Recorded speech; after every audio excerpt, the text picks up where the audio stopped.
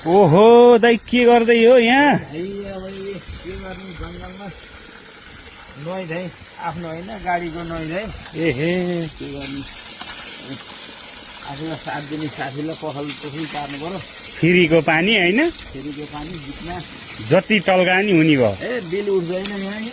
ल के गर्ने अझ सानो पाइप हुन पर्ने, अझ सहज हुने थियो। अब यो पाइप पनि व्यवस्था गर्ने होला थियो। एहे हजुर, अरूलाई पनि सहज हुने। यो चाहिँ अब ग्यारेजमा अलिअलि धोइ पखाली वासिङ गर्ने हो भने चाहिँ 100 रुपियाँ लिन्थ्यो होला। हजुर अब यहाँ चाहिँ फ्रीको पानी यो पानी नन स्टिप आइराख्ने, अनि त्यसपछि सजिलो पनि भयो। पानी हेर्नु चाहिँ यस्तो ओहो त्यो कञ्चन पानी रहेछ यो त। हेर्नु त यत्रो झरना छ यहाँ माथि। यहाँ त बर्खामा चाहिँ ठुलै झरना झर्छ होला है दाइ यहाँबाट। ठुलो तपाईँलाई यो धर्नाको धुरी हाम्रो पुरानो पनि छ बनाएको।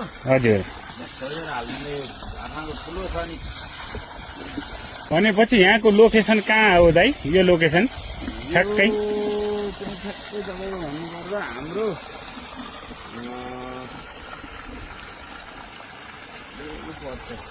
चौर नै पर्छ। अमल चौर पऱ्यो कि कुसिसेर? जलमुनि त पर्दैन, जलमुनि त उहाँबाट सुरु हो नि। खोलाभन्दा उताको? अहिले यो चाहिँ तपाईँको बागलुङ नगरपालिका वार्ड नम्बर 12 अमल चौरको यो हो। यो चाहिँ यसलाई चाहिँ तल्लो टाँकुरी भन्छ। तल्लो टाँकुरीको भेग हो यो। अनि तपाईँको माथिबाट बगेर आउने यो माथिको खोला चाहिँ त्यो माथिबाट यही तपाईँको उसबाटै बगेर आउँछ ठ्याक्कै त्यो अमल चौरको यस्तो भेग एक साइडबाटै बगेर आउँछ। त्यहाँ चाहिँ के भन्छ भने त्यसलाई तपाईँको यो टाँकुरीकै साइड हो। यो टाँकुरीको साइडमा त्यही पर्छ यो। हेर्नु यस्तो कञ्चन पानी छ कि यति मिठो छ। लिला हेर्नुहोस् त पानी, यस्तो लिला पानी छ।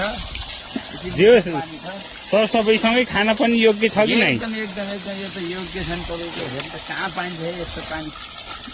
यति धुना भएछ तपाईँले पनि खोज्नुहोस् यहाँ तौलेले यतातिर नि तपाईँले गर्नुहोस् कि धोइ पखाली गर्न ल्याएको खै खासै उहाँले के हो कता मार्नु भएको छ। मार्नु त मार्नु भएको यो। हस्, जानकारीको लागि धन्यवाद। ल यता हेर्नुहोस् यो कञ्चन पानी खिच्दिनु न। यस्तो हेर्नु त यहाँ पानी बाबरे, यो त यस्तो पानी कहाँ